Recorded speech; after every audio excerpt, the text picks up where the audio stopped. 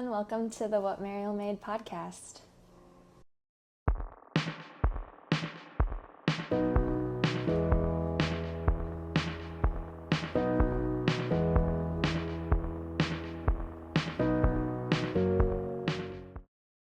My name is Mariel. I'm a maker based out of Northern California, where I live with my husband and our dog, Wally.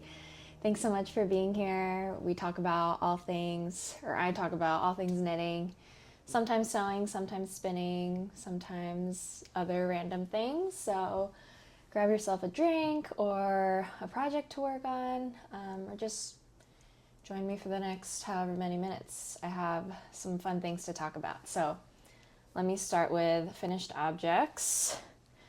Very exciting things. I will start with a pair of socks. So these are what I'm calling my matching Rowan socks because they're made out of the Rowan sock yarn in the color Ocean. And I call them matching, not because the socks themselves are matching perfectly, but because I made these to match with a pair of socks that a friend was making, my friend Leah.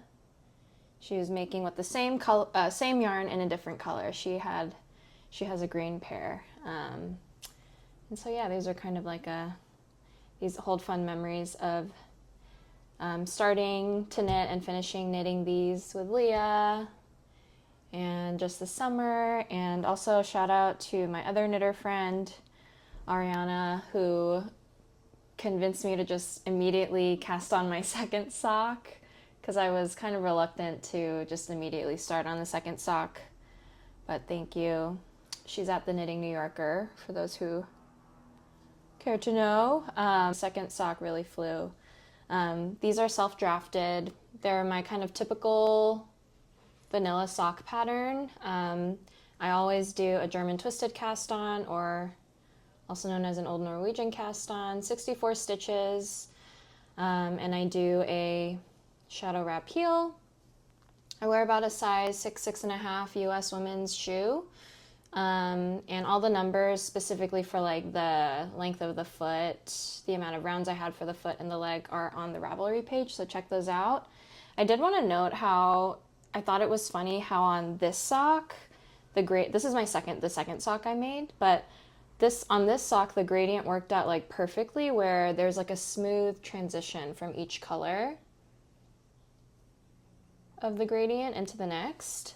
But my first sock, if some of y'all remember from previous episodes, just where I caught this like deeper navy color, it just created like a really stark contrast.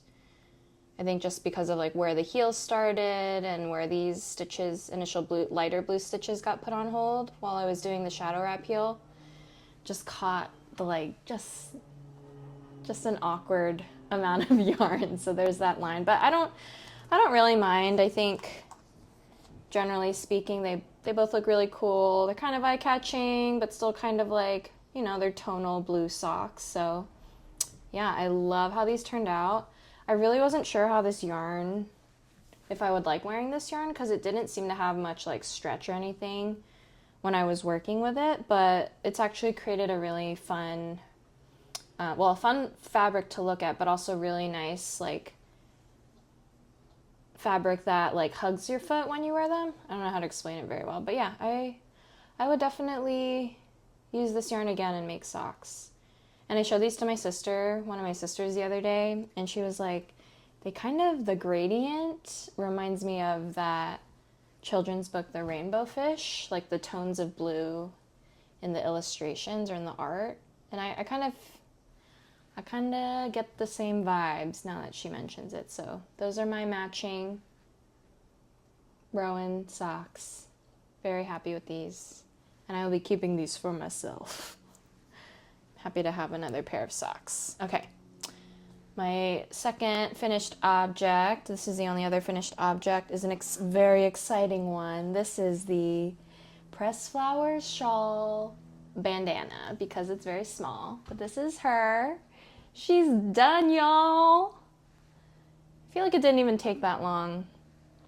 But yeah, here's some thoughts. So based on where we were last week, I think last episode, I was like basically done knitting the entire like bulk of the shawl, but I hadn't done any finishing edging, like edges, and I hadn't Kitchenered together like the initial part that you put on like a.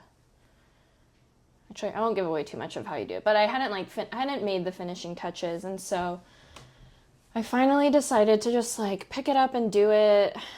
I just like made myself sit down and like do it, and I'm really glad I did. And by doing it, I mean do the 2-color applied I-cord. And I was like lamenting on having to do 2-color applied I-cord on Instagram, and then upon some like further like thinking about the process of doing 2-color I-cord versus like a single color I-cord, I think for an applied I-cord especially, I don't mind the 2-color as much as a single color, because at least with 2-color, you have the variation and like mental satisfaction of being like, okay, on to the next color, back to the next color, and you can kind of see the progression, and there's like a satisfaction in having the 2 colors, just create this nice border.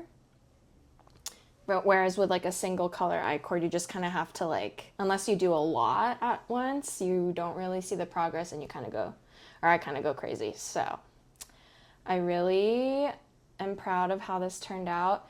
My tension towards the edges of, if you can tell, towards the edges of the bandana are a little wonky, and like when I lay this out flat, it kind of looks like a stingray at the sides, because the edges, the tips of the bandana kind of curve, because I think it was a mix of my tension, but also I should have picked up more stitches along this edge just to help it lay a little flatter, but because I didn't pick up enough stitches, it ended up curving a little bit, but that's fine. I don't really mind it, especially because it's symmetrical on both sides. But some things to note, I always size up when I do I-cord of any kind, especially applied I-cord. Like when I did I-cord on my Cumulus blouse, I did the same thing where I always size up my needle, at least like, if we're talking like millimeters, at least like 1, if not 1.5 millimeters in size. So I think I made this entire shawl, like the body of the shawl, I made in like 3.75 millimeter needles, I think. But the I-cord itself, I did the longer like edge that goes along the point of the bandana. I did that in a 5.0, just a 5 millimeter needle. And then this longer straight edge here where it kind of curves here, this edge, this top edge, I did in a 5.5 millimeter needle, and was like very cognizant of my tension. And I think that's my least favorite part about I-cord in general, is just getting the tension right. Like the motions themselves aren't very hard, but it's keeping your tension correct for how much you need on your finished piece. That's what's most annoying, like trying to keep an eye on it. Like I did have to pull it out a few times just because I was like, the tension's usually just too tight, so I have to like knit looser and make sure I'm not like pulling my yarns too tight, but I also need to make sure it looks neat. So I think that's my main qualm. But all that being said, I'm so glad I did this. No regrets whatsoever. And this is blocked as well, and I think it blocked out beautifully. It did grow more than I thought. I don't know why I thought it wouldn't grow, but actually one second. Let me grab my measuring tape. I'm gonna take my final measurements because I took pre-block measurements, but let me take them now. Okay, just measured, just made my post-block measurements. Pre-block, so I measured the total width of the garment, pre-block, and then the total height. So just going straight down to the point. The total width before blocking, pre-blocking, was 31 inches. Post-block, the total width is 32.75 inches, so almost 2 inches greater. And then pre-block total height from the center to the long pointy edge, pointed point of the bandana, That pre-block was 15.5 inches and post-block it is 16 inches. So that didn't grow as much. Maybe, yeah, like half an inch, if that, of growth. But yeah, overall, love it. Love the color. I used Purl Soho linen quill in golden green as the main color and pale oats as the lighter contrast creamier color. And this is how I plan to wear it most of the time. I'm gonna rub against my microphone again, so excuse me, but I'm gonna wear it like this.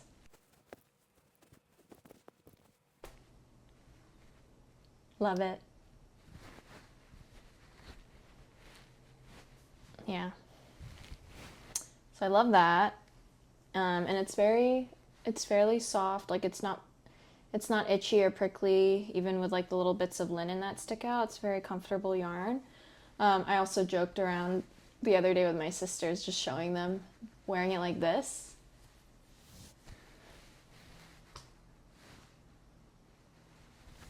Which probably won't end up wearing it like that, but it is very warm. So if I find myself ever needing a hat and I don't have a hat, but I'm wearing this, problem solved. I'll just wrap it around my head. So yeah, that is my Pressed Flowers bandana and I love it. And after having made one now, I'm not going to be running to make another one anytime soon, but I think this final piece is really beautiful and I'm very proud of it. So never say never in terms of like never making this again. I think I would definitely try to make something like this again. Maybe even in like a different, like a softer yarn, and probably in a DK weight gauge too, just to kind of play with a different gauge.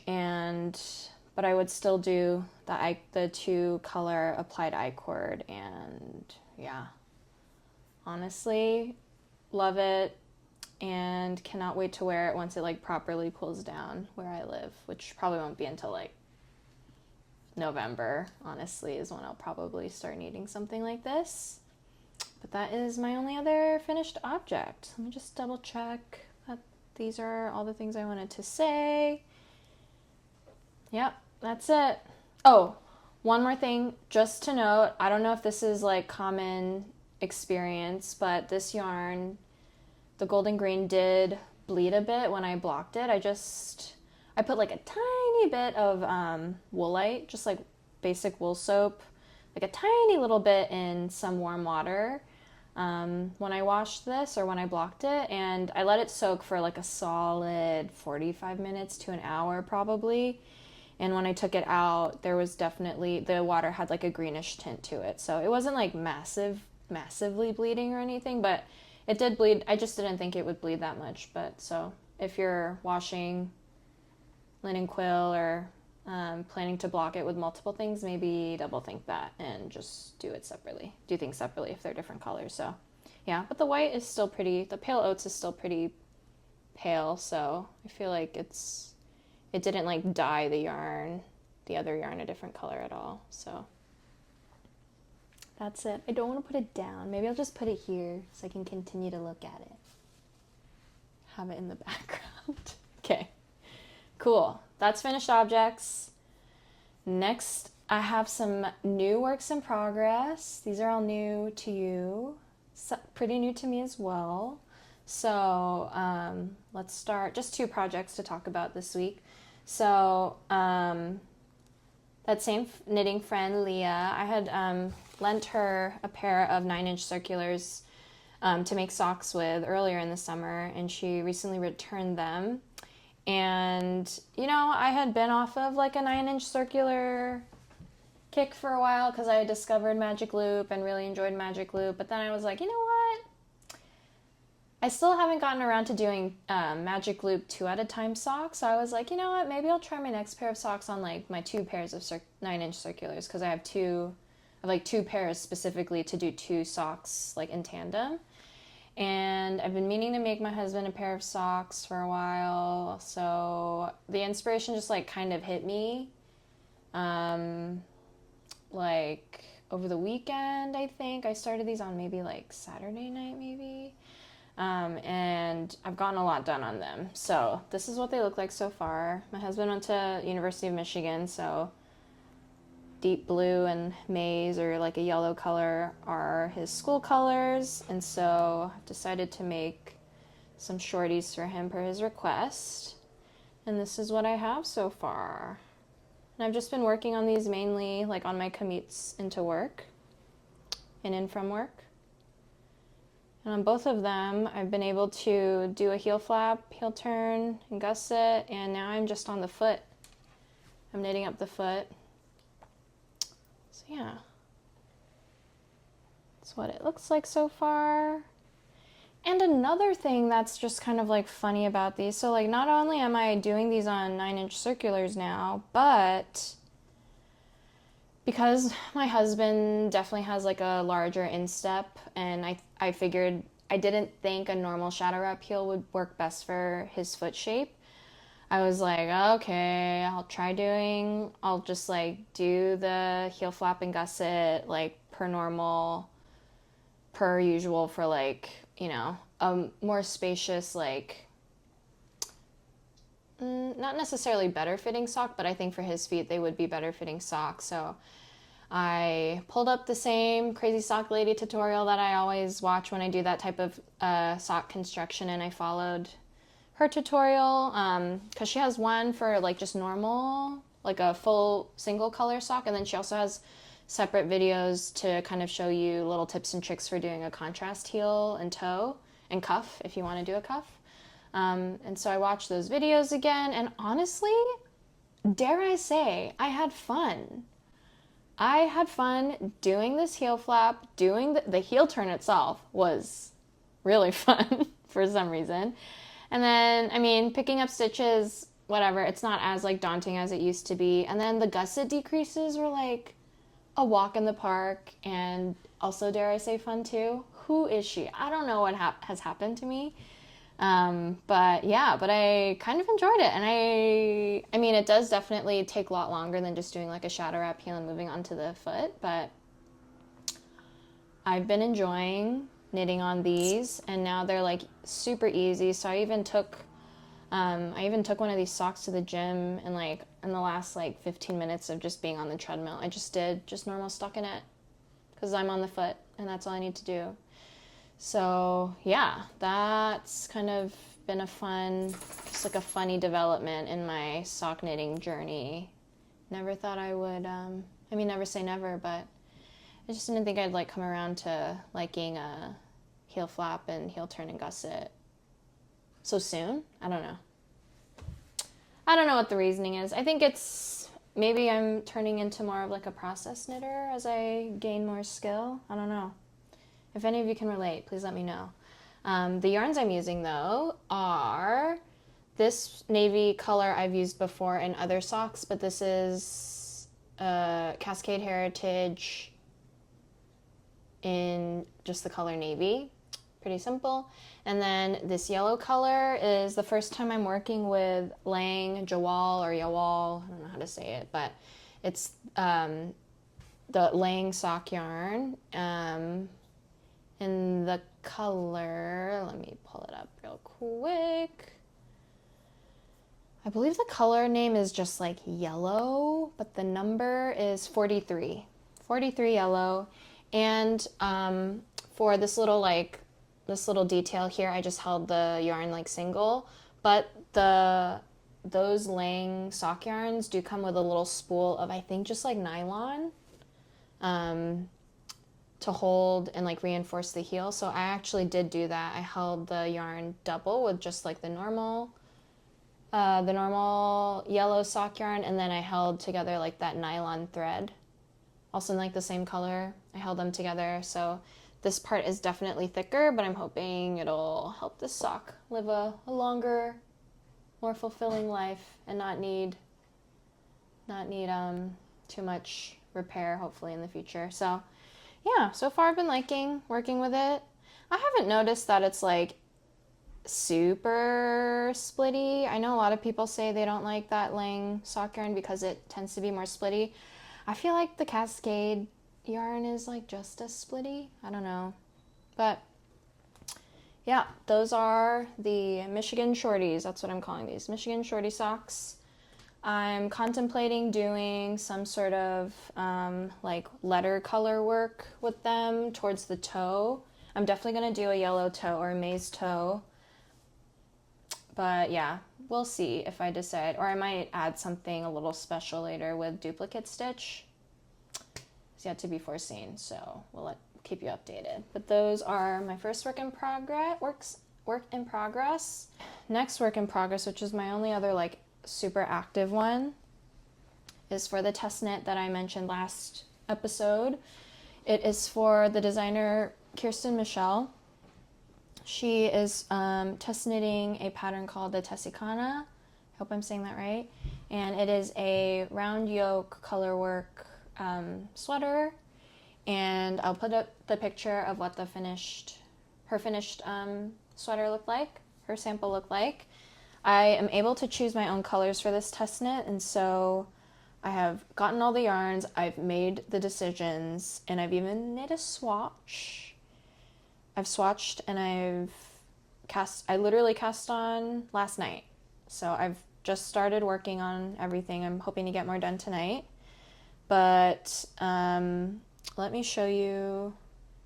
I'll show you the yarns that I got for it first. It'll kind of bleed into acquisitions a little bit. And then I'll show you the swatch because I'm excited. I think it'll be a really fun project and it'll be a really fun finished object. So the main color for this sweater is Sandnes Garn Pure Gynt. The petite knit color number is 1021, but it's called Ash Melange. Let's see. You can notice, yeah, it's like a nice, just like kind of heathery gray, melange gray. I don't know how to describe it. It's just a neutral. Yeah, like a heathered gray. My first contrast color, which is also going to be the color closest to the neck, is this color, which is Sandnes Garn Smart, not Pure Gynt. Pure Gynt is 100% Norwegian wool, I think. Smart is 100% superwash wool. But the color I am using is Blue Heather. Super pretty. There is a Pure Gynt equivalent to this color, I believe, but my local yarn shop didn't have it. Didn't have the number of balls I needed in stock, so they had this one and the gauge is similar, so I decided to just use Smart. Hopefully it doesn't grow that much more because it's superwash. My second contrast color is Pure Gynt in the color Lemon. Very bright, happy yellow color. It's not super, I would say it's like a solid neutral yellow color. It's not orangey or anything. My third contrast color is Pure Gynt as well, and this is the color Ochre. I really like this color. It's like a green leaning mustard. Yeah. I wouldn't say it's green, but it definitely has like green olive undertones. That's Ochre. My fourth contrast color is Pure Gynt in Spicy Orange. And on camera it's just gonna look red. And I mean, yeah, I would still consider this a red, just in general. But I love this pop of bright reddy orange. And the fifth color, the last color I believe, yep, is Pure Gynt in the color Eucalyptus. And I showed this last time too. So those are all the colors. I was going for I was playing with a bunch of colors. I had like a document where I was like playing with colors. I was like looking on Etsy and on like the Sandnes Garn website, looking at all the colors of Pure Gynt, and yeah, I decided to go with like it's like a muted rainbow, primary colors with neutrals inspired color scheme. And this is the swatch that I knit for it, the color work chart. And I thankfully hit gauge my first time. I did knit the swatch in the round, hence all of these messy ends, but it's, and this side is like definitely crazy because my tension got weird, but overall tension's good. Yeah, I'm really excited to see how this comes out. I think the back looks really cool too, all the floats. And I did knit a swatch also just like of the ash melange in general, which will be the main, like the body color and the sleeve color. And then this is all I have in terms of like the whip itself for the neck. So it'll be blue up top. Then we'll have all this pretty color work. And then it'll be this gray melange toward the bottom. So yeah, I don't know, I'm excited to see how it'll turn out. Just seeing all the pieces makes me really excited and happy, and it's fairly light.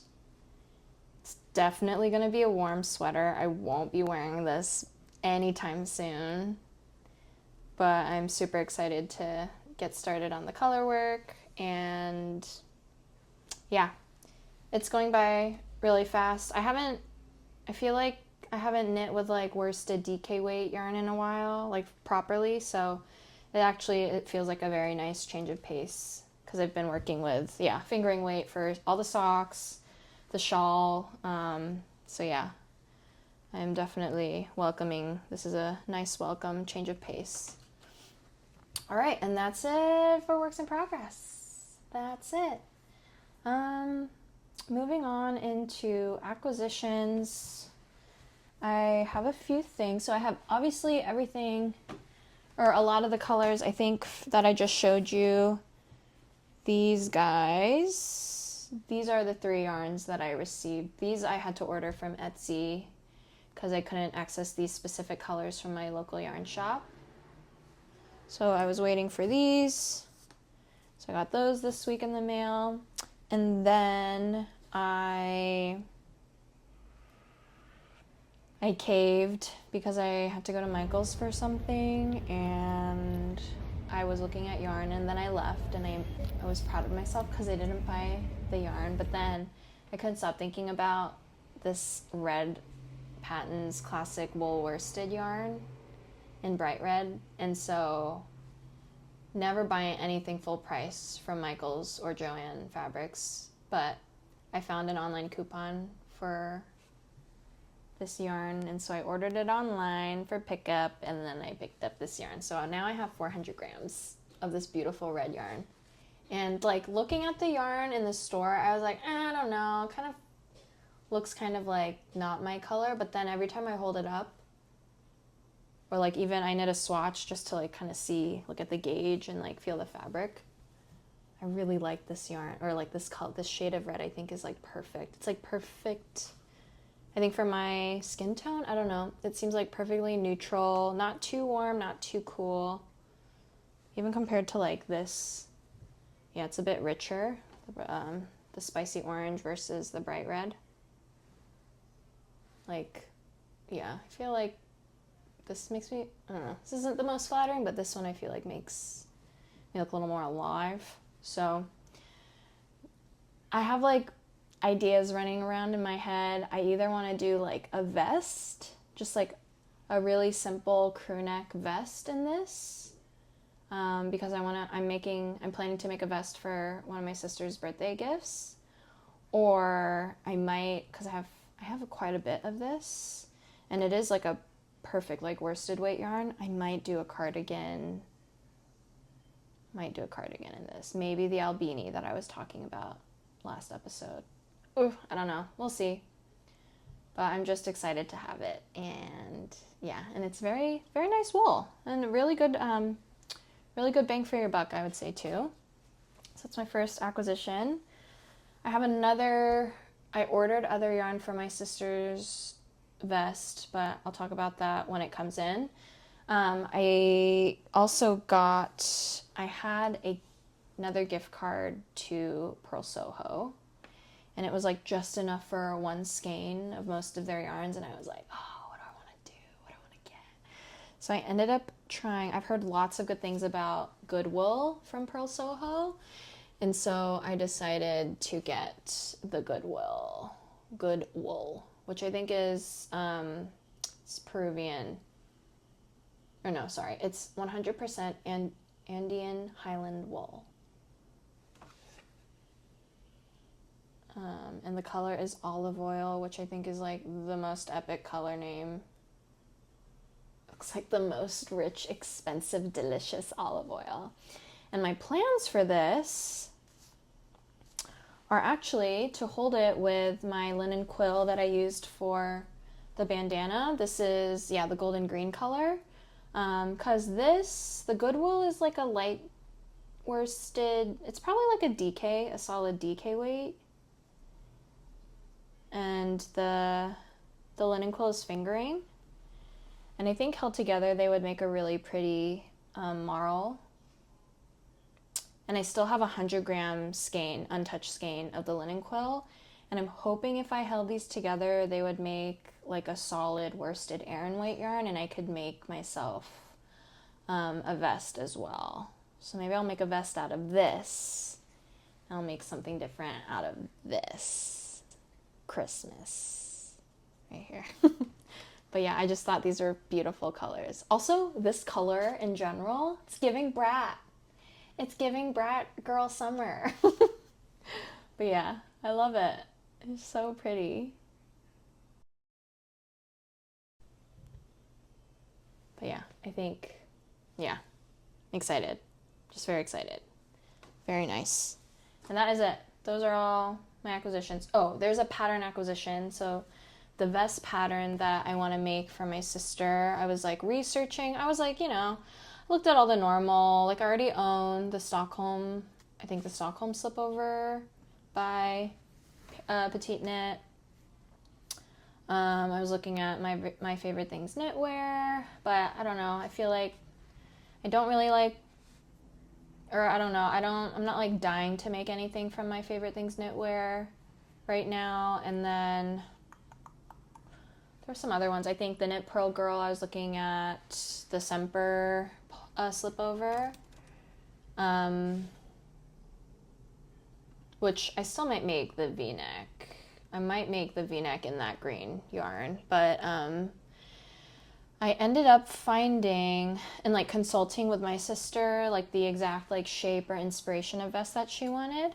I ended up deciding to get, and I did end up getting I think it's Kreuzberg. If I'm mispronouncing that, I am so sorry, but I think it's this pattern by Rebecca Mouser, and it's actually a pattern out of the 52 Weeks of Easy Knits book by Lina Publishing. But thankfully they sell a lot of these patterns just like one-offs on Ravelry, so I was able to just buy it directly for around a little over $7, and I think this will be perfect. Like the gauge for the yarn that I got I got a worsted weight yarn, and I'm just gonna do a solid color. My sister doesn't want any stripes or anything, so it'll be even easier to do, and it doesn't use that much yarn, and I'm really excited to get this started. So hopefully that is a whip by the next time I talk to you. But yeah, excited to start that. And that's it in terms of all the knitting, finished objects, whips, and acquisitions. I did want to shout out a few media favorites, just like podcast favorites, people that I've been watching this week. First person is Becky from A Hand Knit Letter. She's a hoot, and I love watching all her podcasts. And yeah, she's just a really like sweet person to watch, and she makes me like chuckle out loud a lot just because I don't know, I just think I like her personality a lot, like watching her. And so yeah, if you haven't checked Becky's podcast out, check her out. She also has lots of, at least in one of her more recent podcasts, she showed some like fabric printing that she did with I think her daughter-in-law, and just like really nice inspiration. And there's always like clips of like nature from either like her garden or just like being out around where she lives, I think in Arkansas, if I'm not mistaken. But yeah, I just like the vibe of her videos. Are really easy to watch, and yeah, just a nice time. Nice to like hang out with virtually. I also, my friend Erica's podcast she's Erica Taylor Creative on Instagram and here on YouTube, and she makes the most epic socks. So if you haven't checked out her sock game, go check it out. But she also has just been like making a lot, dabbling a lot in like different like sweater patterns and sweater constructions. She's, I think, planning to steek for the first time soon, which is exciting. And yeah, I just really like seeing all of her project progress and getting inspired by what she's working on too. And she's also somebody who is like over the summer knits, and is like, give me all the winter and autumnal knitting. So if you're kind of craving that type of content, definitely go to Erica's channel, because she's mainly going to be doing that kind of stuff there. As am I. I just have a bunch of wool surrounding me. No cotton to be seen this week. And then I literally found another, it's like not a podcast channel. It's just like a knitting fiber arts channel in general. I don't even know who what their name is. Oh, Isabella. The channel is Breathing Yarn. And Isabella's videos, they have just such a great eye for like filmmaking and really like fun humor, at least in my opinion. So yeah, I started watching from the very beginning. I watched Isabella's like most recent video, or like a color work pattern video, and then just decided to like start from the start of their channel. So highly recommend Breathing Yarn. 10,000 subscribers, so maybe I'm just like behind. I'm the one who's like out of the loop. But yeah, that is it in terms of like media that I've been watching, consuming a lot this past like week and a half. Life things, nothing crazy again. There was a really nice cooler weekend recently, and I was able to just like rest and knit super comfortably because it was colder. And where I live, I don't have central air conditioning, and so any time where I know I won't be like sweating in my living room in the afternoon, any day like that in the summer is a really good day. So that had some really nice cooler days. Got a haircut, got some bangs and some layers put in, feeling a bit lighter, a little fresher. I get one haircut like probably like once a year, maybe like once every 8 months. But yeah, treated myself to a nice refreshing haircut, and that's about it. I don't really have any travel or anything coming up, so got plenty of time to work on projects and hopefully meet up with more nitty people, either online or in person. But yeah, I hope wherever this video is meeting you that you're having a good day, and that you're healthy and safe, and yeah, that you're enjoying making whatever you're making. So yeah, if you're working on something specific, or you're hoping to work on something specific, let me know. As I always say, I'm always looking for inspiration, and when that like inspiring motivation hits, you just gotta like run with it and like go with it and like cast it on. So yeah, that's all I got. Thanks again for watching, and I will talk to you on the